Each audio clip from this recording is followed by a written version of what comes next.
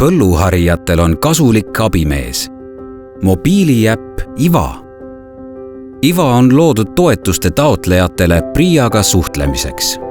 Äpi kasutamine on väga lihtne. Sina teed oma põllust fotod ja saadad need PRIAle. Fotosid saab teha tähtaja piires endale sobival ajal. Esmalt saabub PRIAlt e-kiri, milles palutakse lahendada fotoülesanne. Fotot tuleb teha mobiiliäpis IVA, mille saab alla laadida mobiilirakendusest Google Play või App Store.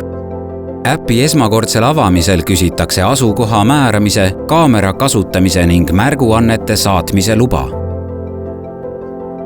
Fotoülesande saab äppi lisada e-kirjaga saadetud koodil klõpsates või sisestades koodi äpis käsitsi. Tutvuge rahulikult ülesandega ning suunduge sobival ajal põllule.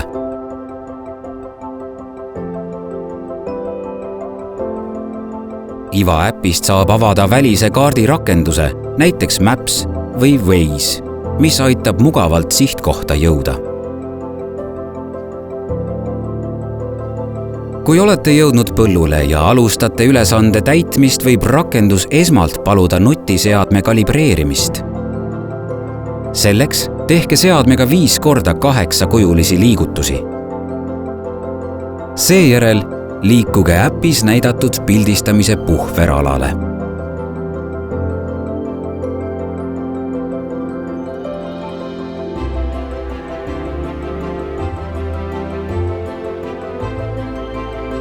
Kui olete pildistamiseks sobivas kohas, tehke vajalikud fotod.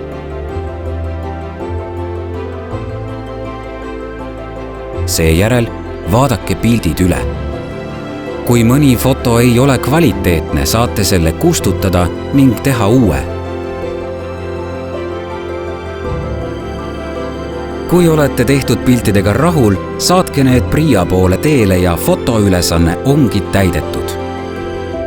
Ehkki IVA äppi on väga lihtne kasutada, võite vajadusel paluda abi usaldusväärselt tuttavalt, kes aitab ülesande lahendada. Põlluharijate elu on lihtsamaks tehtud, sest nüüd saab PRIAga suhelda endale sobival ajal. Seega, IVA hoiab kokku sinu väärtuslikku tööaega. Vaata lähemalt pria.ee.